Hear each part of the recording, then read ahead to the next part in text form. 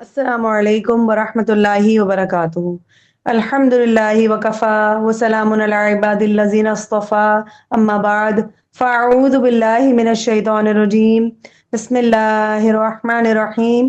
قال اللہ تعالی فی القرآن الکریم، قال فما خطبکم ایہا المرسلون، قالوا انا ارسلنا الی قوم مجرمین لنرسل عليهم حجارة من طين مسومة عند ربك للمسرفين فأخرجنا من كان فيها من المؤمنين فما وجدنا فيها غير بيت من المسلمين وتركنا فيها آية للذين يخافون العذاب الأليم۔ ابراہیم علیہ السلام نے ان فرشتوں سے پوچھا، اے فرشتوں، تمہارا کیا مقصد ہے؟ وہ کہنے لگے، ہم ایک مجرم قوم کی طرف بھیجے گئے ہیں تاکہ ان پر مٹی کے پتھر برسائیں جو حد سے بڑھنے والوں کی ہلاکت کے لیے آپ کے پروردگار کے ہاں سے نشان زدہ ہیں۔ پھر وہاں جتنے مومن تھے ہم نے انہیں نکال لیا، چنانچہ ہم نے وہاں ایک گھر کے سوا کوئی مسلمانوں کا گھر نہ پایا، اور وہاں ان لوگوں کے لیے ایک نشانی چھوڑ دی جو دردناک عذاب سے ڈرتے ہیں۔ اب ابراہیم علیہ السلام کے پاس جو فرشتے آئے تھے وہ ان کے لیے تو خوشخبری لے کر آئے تھے، لیکن لوط علیہ السلام کی قوم کے لیے جو تھا وہ بدخبری تھی۔ ان کا اصل مقصد، جب ابراہیم علیہ السلام کو معلوم ہوا کہ ان کے مہمان فرشتے کسی خاص مشن پر آئے ہیں تو انہوں نے پوچھا کہ تمہاری مہم کیا ہے؟ فرشتوں نے جواب دیا، ہم ایک مجرم قوم یعنی لوط علیہ السلام کی طرف بھیجے گئے ہیں، ان کی قوم کی طرف، تاکہ ان پر اللہ کا عذاب نازل کریں۔ لوط علیہ السلام کی قوم پر عذاب اللہ کے یہ فرشتے پہنچے اور انہیں حکم دیا کہ وہ اپنی قوم کو چھوڑ کر رات کے وقت اپنے گھر والوں کے ساتھ نکل جائیں، کیونکہ صبح ہوتے ہی اس بستی پر عذاب نازل ہونے والا تھا۔ اور بیوی کے بارے میں بھی کہہ دیا گیا کہ وہ بھی پیچھے رہ جانے والوں میں سے ہوگی۔ یہ قوم بدترین فحاشی میں مبتلا تھی اور نبی کے بار بار نصیحت کرنے کے باوجود باز نہ آئی، اسی لیے اللہ تعالیٰ نے ان پر پتھروں کی بارش کا عذاب نازل کر دیا، اور پھر اس کے بعد پوری بستی جو تھی وہ الٹ دی گئی۔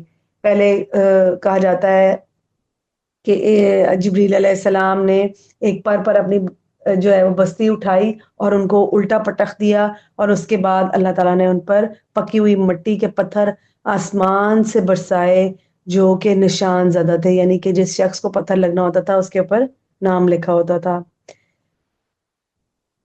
پھر اللہ تعالیٰ نے اس سورہ میں ماضی کے نافرمان جتنی قومیں تھیں نافرمان، ان کے انجام کا ذکر کیا۔ فرعون اور اس کا لشکر جو موسیٰ علیہ السلام کی بات نہ ماننے کی پاداش میں دریا میں غرق کر دیے گئے۔ قوم عاد جو طوفانی ہوا کے ذریعے ہلاک کر دی گئی۔ قوم سمود جنہیں ایک زوردار چیخ نے ہلاک کر دیا، اور قوم نوح جو پانی کے طوفان میں غرق کر دی گئی۔ اللہ تعالیٰ فرماتے ہیں کہ ان سب کے سب قصوں میں اہل عقل کے لیے نشانیاں ہیں تاکہ لوگ سبق حاصل کریں اور اپنے انجام کے بارے میں غور و فکر کریں۔ تمام چیزیں جو اللہ تعالیٰ بیان فرماتے ہیں وہ ہمارے لیے ہدایت کا ذریعہ ہوتی ہیں کہ ہم قوموں کے جو اذکار تھے ان سے سیکھیں، سمجھیں اور اپنے اعمال کو بدلنے کی کوشش کریں۔ پھر اللہ تعالیٰ نے یہاں پہ آیت نمبر 56 میں انسان اور جنات کی تخلیق کا مقصد بیان کیا۔ اللہ تعالیٰ فرماتے ہیں وَمَا خَلَقْتُ الْجِنَّ وَالْإِنسَ إِلَّا لِيَعْبُدُونَ، کہ میں نے جن و انس کو صرف اپنی عبادت کے لیے ہی پیدا کیا ہے۔ یہ آیت ہماری زندگی کے مقصد کو واضح کرتی ہے کہ ہمیں دنیا میں کیوں آئے ہیں، ہم کیوں پیدا کیا گیا ہے ہمیں دنیا میں۔ انسان صرف کھانے پینے، سونے جاگنے، عیش کرنے کے لیے نہیں بھیجا گیا، بلکہ ہمارا اصل کام، اصل مقصد جو ہے وہ اللہ کی بندگی ہے، اس کے احکام کی پیروی کرنا ہے۔ اللہ تعالیٰ ہی رزق دینے والا ہے۔ اللہ تعالیٰ فرماتے ہیں کہ وہی مخلوق کو رزق عطا کرتا ہے اور وہ کسی سے رزق لینے کا محتاج نہیں ہے۔ جو لوگ اللہ پر بھروسہ کرتے ہیں وہ کبھی رزق کی فکر میں نہیں پڑتے، کیونکہ اللہ نے ہر جاندار کی رزق کی ذمہ داری لی ہے، رزاق ہے اللہ تعالیٰ۔ یہاں پہ جو دو باتیں خاص سمجھنے کی ہیں وہ یہ کہ برے لوگوں کا انجام پھر برا ہی ہوتا ہے۔ ہم اپنے اعمال کی طرف نظر کریں کہ ہم اپنا کیسا انجام چاہتے ہیں، اور اپنے اصل مقصد کی طرف ہماری جو ہے نظر ہر وقت ہونی چاہیے کہ ہمیں جو ہے وہ کس مقصد کے لیے بھیجا گیا ہے۔ سورۃ الطور مکیہ، بسم اللہ الرحمن الرحیم، والطور وکتاب مسطور في رق منشور والبيت المعمور والسقف المرفوع والبحر المسجور إن عذاب ربك لواقع ما له من دافع يوم تمور السماء مورا وتسير الجبال سيرا فویل یومئذ للمکذبین۔ شروع اللہ کے نام سے جو بڑا مہربان نہایت رحم کرنے والا ہے۔ کوہ طور کی قسم اور اس کتاب کی جو کھلے ہوئے صفحات میں لکھی ہوئی ہے، اور بیت المعمور کی قسم اور اونچی چھت کی جو جوش مارتے ہوئے سمندر کی، کہ آپ کے پروردگار کا عذاب واقع ہو کر رہے گا، اسے کوئی روکنے والا نہیں۔ جس دن آسمان تیزی سے لرزنے لگے گا اور پہاڑ تیزی سے اڑتے پھریں گے، اس دن جھٹلانے والوں کے لیے تباہی ہے جو کج بحثیوں میں پڑے کھیل رہے ہیں۔ ان آیات میں اللہ تعالیٰ قیامت کے یقین پر دلائل پیش کر رہے ہیں۔ اس صورت کی ابتدا میں مختلف عظیم مقامات یعنی کوہ طور، لوح محفوظ، خانہ کعبہ، آسمان، خانہ کعبہ کے اوپر ایکچولی ایک اور اللہ کا گھر ہے 7ویں آسمان کے اوپر، جس کو بیت المعمور کہا جاتا ہے، اور وہاں پہ روز 70,000 فرشتے طواف کرتے ہیں، اور ایک فرشتے کی باری قیامت تک نہیں آئے گی۔ تو ہم سوچیں کہ اللہ کی مخلوق کتنی ہے، اور جو ہے ہم سوچ بھی نہیں سکتے اس کے بارے میں۔ پھر آسمان کی قسم کھائی گئی، سمندر کی قسم کھا کر قیامت کے وقوع پذیر ہونے کی گواہی دی گئی۔ قیامت کا منظر اور مجرموں کا انجام جو ہے وہ اللہ تعالیٰ بیان فرما رہے ہیں کہ قیامت کے دن پہاڑ اپنی جگہ چھوڑ کر چلنے لگیں گے اور آسمان لرز اٹھے گا۔ اس دن جھٹلانے والے دیکھ لیں گے کہ جس عذاب کا وہ مذاق اڑاتے تھے وہ حقیقت میں ان پر مسلط کر دیا جائے گا۔ جہنم میں ان سے کہا جائے گا کہ یہی وہ آگ ہے جسے تم جھٹلاتے تھے، اب اس کا مزہ چکھو۔ اور پھر جنت میں کیا ہوگا کہ اہل تقویٰ کو نعمتیں عطا کی جائیں گی، ان کے لیے پاکیزہ رزق ہوگا، ان کے اعمال کے بدلے انہیں خوشخبری دی جائے گی، اللہم اجعلنا منہم، کہ وہ ہمیشہ کے لیے عذاب جہنم سے محفوظ رہیں گے۔ ان کی نشست و برخاست بھی نہایت آرامدہ ہوگی، وہ عمدہ بچھونوں پر ٹیک لگائے بیٹھے ہوں گے اور ان کے لیے خوبصورت حوریں ہوں گی۔ اہل ایمان کی اولاد کا جنت میں ساتھ ہونا، اس بارے میں بھی اللہ کا بیان ہے کہ جو اولاد اپنے والدین کی نیک راہ پر چلے گی، اللہ انہیں جنت میں والدین کے ساتھ ملا دے گا تاکہ جنت میں خاندانوں کی خوشیاں برقرار رہ سکیں۔ اللہم اجعلنا منہم، اے اللہ ہمیں اور ہماری اولادوں کو جنت میں اکٹھا فرما دینا۔ اللہ تعالیٰ ہماری دعاؤں سے جو ہے وہ ان کو دعاؤں کو قبول فرما لینا، ہماری خطاؤں سے اللہ تعالیٰ درگزر فرما لیں آپ۔ اللہ تعالیٰ ہم آپ کے محتاج ہیں، آمین یا رب العالمین۔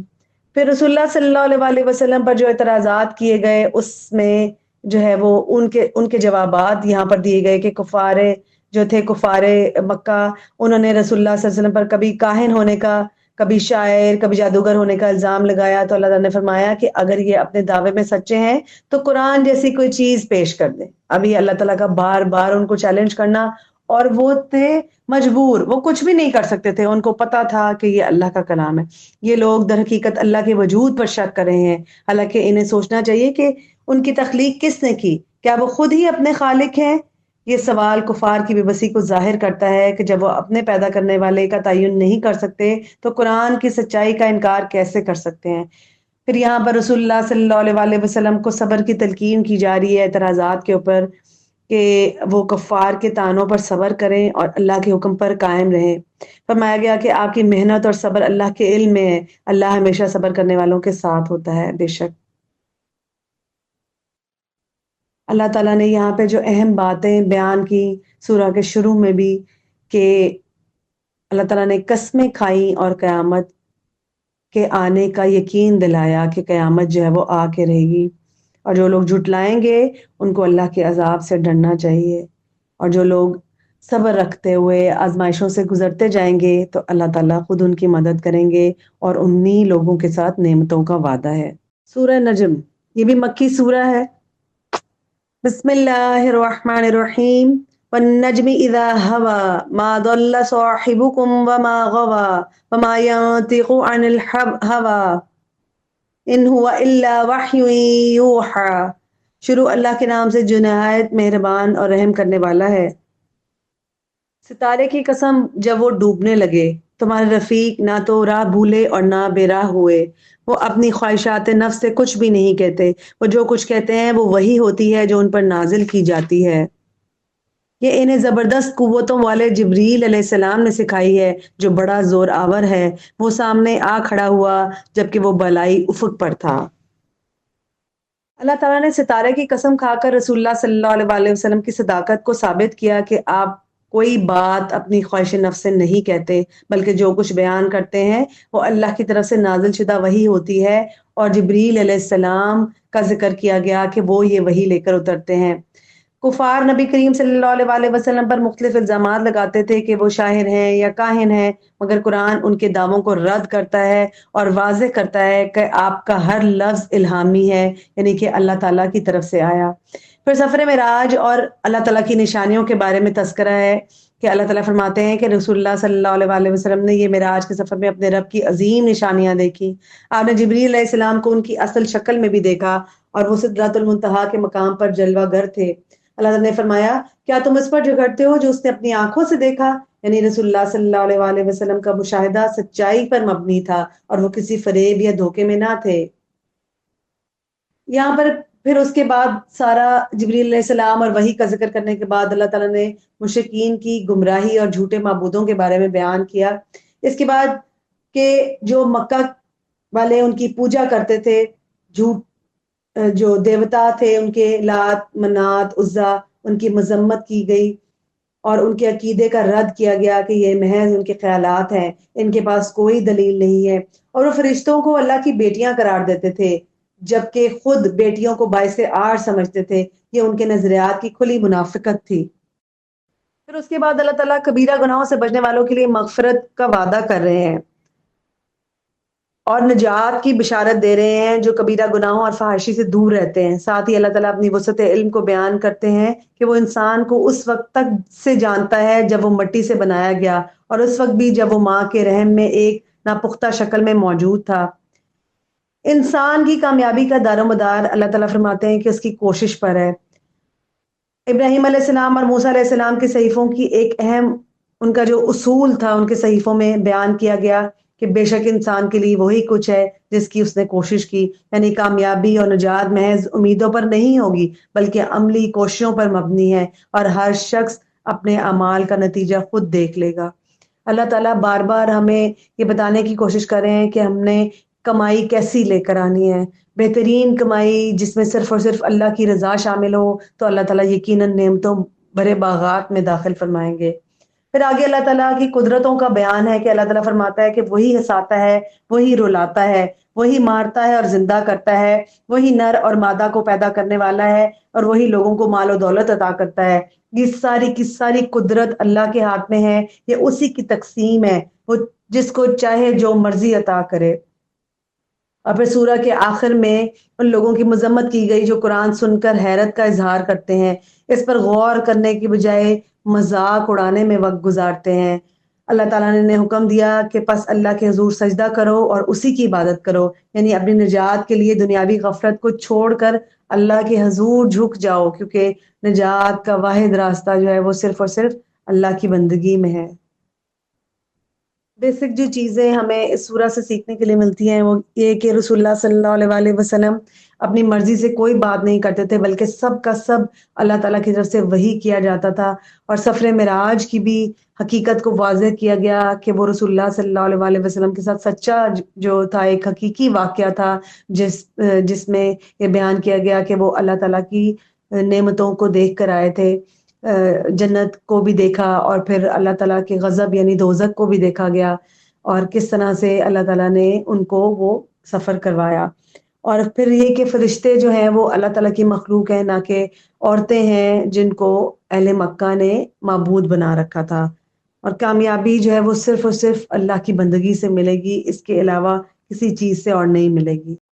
سورۃ القمر، بسم اللہ الرحمن الرحیم، اقتربت الساعة وانشق القمر وإن يروا آية يعرضوا ويقولوا سحر مستمر۔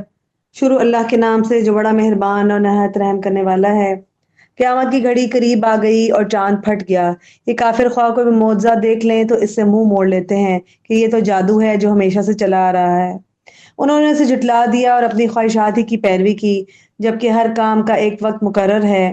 ان لوگوں کو پہلی قوموں کی خبریں مل چکی ہیں جن میں کافی تنبیہ ہے، ان میں دانائی کی باتیں ہیں جو اتمام حجت کو کافی ہیں، لیکن یہ تنبیہات ان کے کسی کام نہ آئیں، لہٰذا آپ صلی اللہ علیہ وآلہ وسلم ان کی پرواہ نہ کیجیے۔ اللہ تعالیٰ نے قیامت کے قریب آنے کی خبر دی اور چاند کے پھٹنے کی علامت بیان کی۔ یہ دراصل اس واقعے کی طرف اشارہ کرتی ہے۔ یہ آیت جب رسول اللہ صلی اللہ علیہ وآلہ وسلم نے مکہ مکرمہ میں قریش کو اپنی صداقت کے دلائل دیے اور اللہ تعالیٰ نے آپ کو شق کے قمر کا معجزہ دیا، یعنی چاند کو دو حصوں میں تقسیم کر دیا۔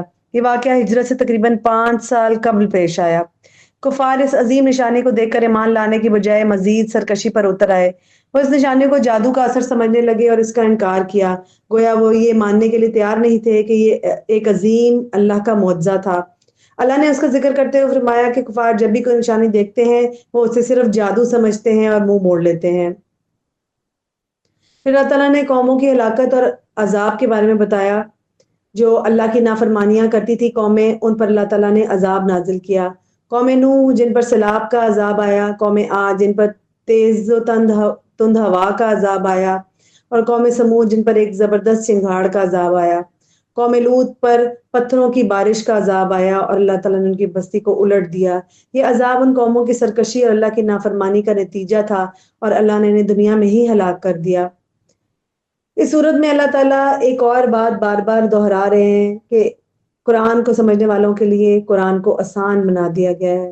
اللہ کی کتاب اس قدر واضح اور آسان ہے کہ جو چاہے اس سے نصیحت لے سکتا ہے، اس کے باوجود کفار نے اسے نہیں سمجھا اور اپنی سرکشی پر قائم رہے۔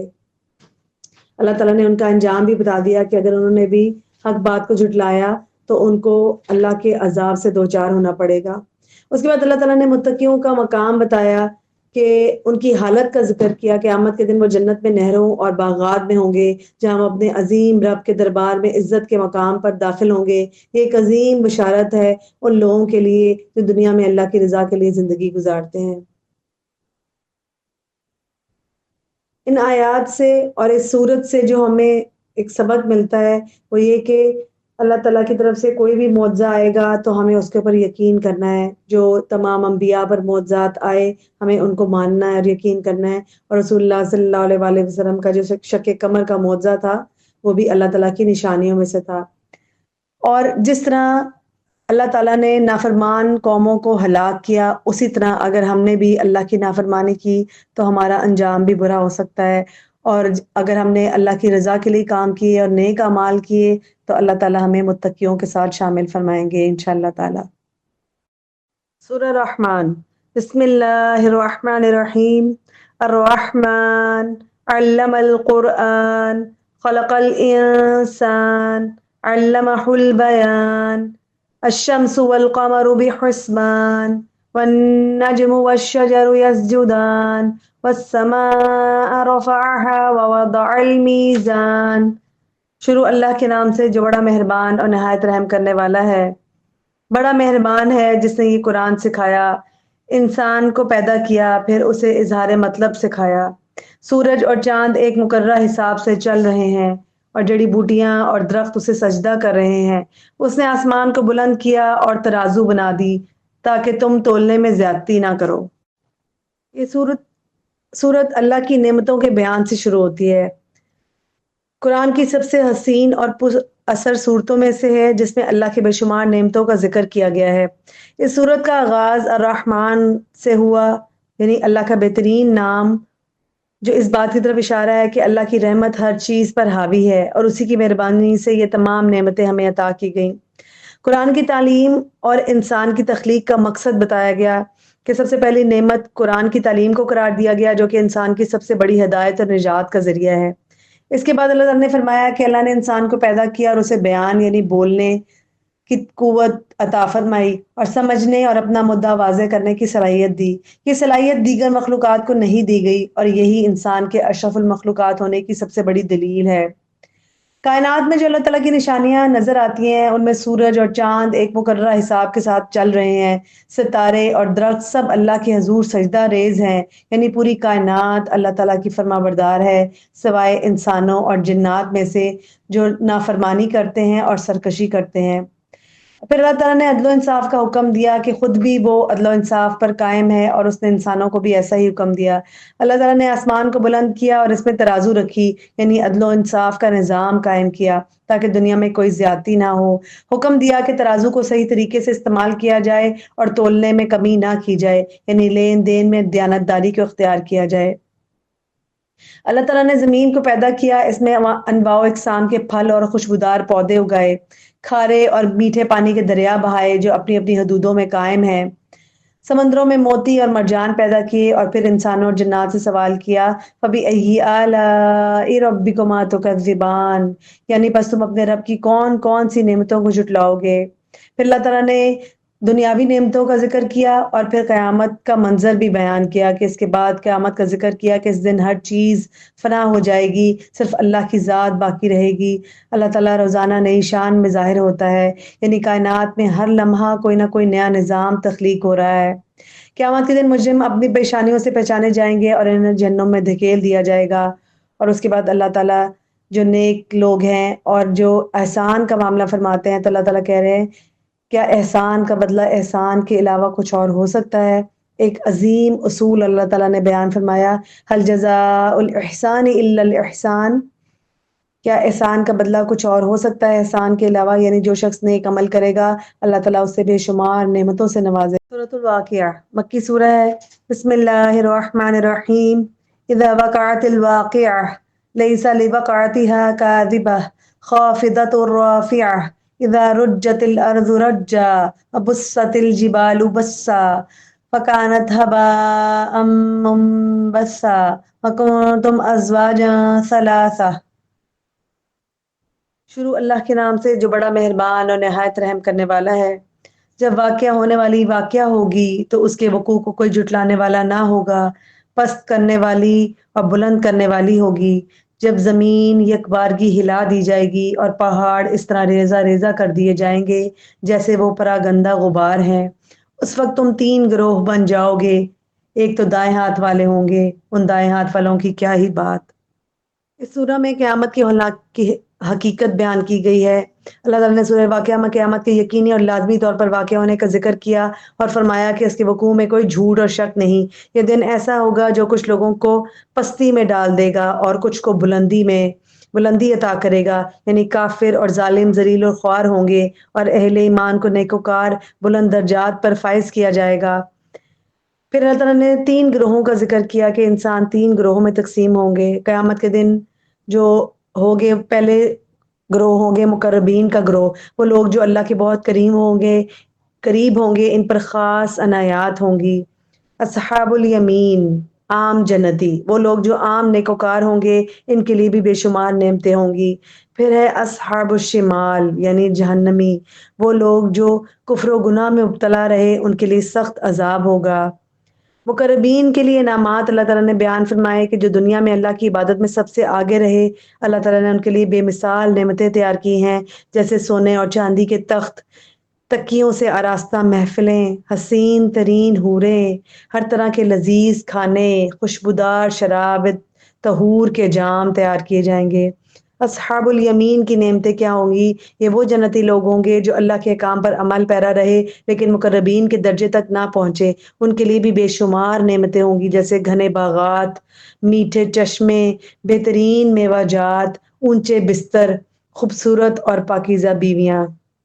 उसके बाद अल्लाह ताला ने जहन्नमियों के अंजाम के बारे में बताया कि अस्हाबुश शिमाल वो लोग होंगे जो दुनिया में अल्लाह के नाफरमान, गुनाहगार और तकब्बुर करने वाले थे। उनके लिए सख्त तरीन अजाब होगा, जैसे तोहर का दरख्त यानी ज़कूम का, जिससे उनके मेदे जल उठेंगे। पीप और गर्म पानी, अल्लाहुम्मा ला जअलना मिनहुम, अल्लाहुम्मा ला जअलना मिनहुम, अल्लाहुम्मा ला जअलना मिनहुम। तपती हुई जहन्नम जिसमें उनको झोंका जाएगा। फिर अल्लाह ताला ने अपनी कुदरतों का इज़हार करते हुए बयान किया कि क्या तुमने अपनी तख्लीक पर गौर किया? हमने तुम्हें पैदा किया, फिर भी तुम यकीन नहीं करते। हमने तुम्हारे लिए मौत मुकर्रर की और हम किसी से आजिज़ नहीं। क्या तुम खेतियों में उगाते हो या हम हैं उगाने वाले? अल्लाह ताला अब सवाल कर रहे हैं, क्या तुम बादल से पानी बरसाते हो या हम बरसाते हैं? यानी अल्लाह ताला की तमाम नेमतें इंसान के लिए हैं और उसने सजा के कायनात को रख दिया सिर्फ इंसान के लिए। जानवरों को देख लें, वो अलग ताबे हैं انسان کے، پودوں کو دیکھ لیں، فصلوں کو دیکھ لیں، سب کی سب چیزیں انسان کے تابع ہیں، مگر وہ ان کا شکر ادا کرنے کے بجائے ناشکری کرتا ہے۔ پھر اللہ تعالیٰ نے قرآن کی عظمت کو بیان کیا۔ اللہ تعالیٰ نے ستاروں کی قسم کھا کر فرمایا کہ قرآن کریم عزت و عظمت والا کلام ہے، یہ اللہ تعالیٰ کا نازل کردہ ہے اور اسے صرف پاک لوگ ہی چھو سکتے ہیں، یعنی یہ کوئی معمولی بات نہیں ہے بلکہ اللہ کا خاص نازل کردہ پیغام ہے جس پر انسان کو تدبر کرنا چاہیے۔ پھر اللہ تعالیٰ نے موت کے وقت کی حقیقت کو بیان کیا کہ جب کسی کی روح قبض کی جاتی ہے تو ہم اس کے قریب ہوتے ہیں، مگر تمہیں اس بات کا شعور نہیں ہوتا۔ قیامت کے دن انسان کے اعمال کے مطابق اس کا انجام ہوگا، اگر وہ نیکوکار ہوگا تو انعامات ملیں گے اور اگر وہ بدکار ہوگا تو اس کو سخت عذاب دیا جائے گا۔ سورۃ الحدید مدنی سورہ ہے، مہربان اور نہایت رحم کرنے والا ہے۔ آسمانوں اور زمین میں جو مخلوق ہے اللہ کی تسبیح بیان کر رہی ہے اور وہ غالب اور حکمت والا ہے۔ آسمانوں اور زمین میں جو کچھ ہے سب اسی کا ہے، وہی زندگی بخشتا اور موت دیتا ہے اور وہ ہر چیز پر قادر ہے۔ وہی اول ہے اور آخر ہے اور ظاہر ہے اور پوشیدہ ہے اور وہ ہر چیز کا جاننے والا ہے۔ بے شک اللہ کی عظمت اور اس کی بادشاہی کا بیان ہے کہ اللہ تعالیٰ جو ہے وہ کائنات میں موجود ہر چیز کے بارے میں بتایا گیا کہ وہ اللہ تعالیٰ کی تسبیح بیان کرتی ہے۔ آسمانوں اور زمین کی ہر چیز اللہ کے حکم کے تابع ہے اور وہی زندگی اور موت کا مالک ہے۔ یہاں پر اللہ تعالیٰ کی چار بڑی صفات بیان کی گئی کہ اول اور آخر، یعنی ہر چیز سے پہلے بھی وہی تھا اور ہر چیز کے بعد بھی وہی ہوگا، یعنی ہر چیز فنا ہو جائے گی لیکن اللہ تعالیٰ باقی رہیں گے۔ ظاہر یعنی اس کی نشانیاں ہر جگہ موجود ہیں، کائنات کی ہر چیز اس کی قدرت کا مظہر ہے۔ باطن یعنی ہر چیز سے مخفی اور پوشیدہ ہو، چاہے ہر چیز کا اللہ تعالیٰ جاننے والا ہے، وہ مخلوقات کی نظروں سے اوجھل ہے مگر سب کچھ جانتا ہے۔ اس کے بعد اللہ تعالیٰ نے اپنی راہ میں خرچ کرنے کی ترغیب دی کہ اللہ تعالیٰ اہل ایمان کو مخاطب کر کے فرما رہے ہیں کہ اللہ کے راستے میں خرچ کرنے سے گریز نہ کرو۔ اللہ کو کسی کے مال کی ضرورت نہیں ہے، مگر وہ جو شخص ہے اللہ کے دین کی سربلندی کے لیے خرچ کرتا ہے تو اللہ تعالیٰ اس کے اجر کو کئی گنا بڑھا دیتے ہیں۔ اور اللہ تعالیٰ فرما رہے ہیں کہ کون ہے جو اللہ کو قرض دے؟ جو شخص اللہ کی راہ میں خرچ کرتا ہے گویا وہ اللہ کو قرض دیتا ہے اور اللہ تعالیٰ اسے کئی گنا بڑھا کر واپس لوٹائیں گے۔ اس سے معلوم ہوتا ہے کہ صدقہ و خیرات نہ صرف آخرت میں بلکہ دنیا میں بھی برکت اور ترقی کا باعث ہے۔ پھر اللہ تعالیٰ نے اہلی کتاب کی حالت بیان کرتے ہوئے فرمایا، یہود و نصارہ کی، کہ جب ان پر اللہ کی کتاب نازل ہوتی ہے تو ابتدا میں وہ دین پر قائم رہے، مگر جیسے جیسے وقت گزرتا گیا ان کے دل سخت ہو گئے اور ان کی اکثریت گناہ گار بن گئی۔ اہل ایمان کو اللہ تعالیٰ نصیحت کر رہے ہیں کہ وہ اہل کتاب کی طرح نہ بنیں بلکہ ہمیشہ اپنے دلوں کو نرم رکھیں، قرآن سے نصیحت حاصل کریں اور اللہ کی اطاعت میں اپنی زندگیاں گزاریں۔ اب اللہ تعالیٰ نے دنیا کی حقیقت کو بیان کرتے ہوئے فرمایا کہ یہ دنیا محض کھیل تماشا ہے، فخر، مال و اولاد کی کثرت اور وقتی فائدے کا نام ہے، لیکن اصل کامیابی وہی ہے جو انسان کو آخرت میں حاصل ہوگی۔ اب پارہ 27 سے جو ہمیں کچھ نکات ملتے ہیں عمل کے، کہ زمین کی ہر چیز، زمین و آسمان کی، اس کائنات کی ہر چیز اللہ تعالیٰ کی تسبیح کر رہی ہے، تو ہم نے بھی اپنی زبان کو، اپنے دل کو، اپنے جسم کو اللہ کی یاد میں لگانا ہے، اور زندگی اور موت کا اختیار صرف اور صرف اللہ تعالیٰ کے ہاتھ میں ہے اور ہمیں اسی کے لیے آخرت کی تیاری کے لیے کام کرتے جانا ہے، اور اللہ کے سامنے ہمیں جواب دہ ہونا ہے۔ ایک دن وہ آخرت کا دن آئے گا اور وہ سچ ہے، حقیقت ہے، ایسا ہونا ہے۔ اب اللہ تعالیٰ نے اپنے راستے میں خرچ کرنے کے بارے میں بتایا کہ اللہ تعالیٰ جب بھی ہم ایک درہم، ایک دینار بھی خرچ کریں گے تو اللہ تعالیٰ اس کو کئی گنا بڑھا دیں گے، اور اہل کتاب کی روش سے ہمیں بچنا ہے اور دنیا اور آخرت میں کامیابی کے لیے اللہ تعالیٰ کی رضا میں راضی رہنا ہے اور نیک اعمال کرتے جانا ہے۔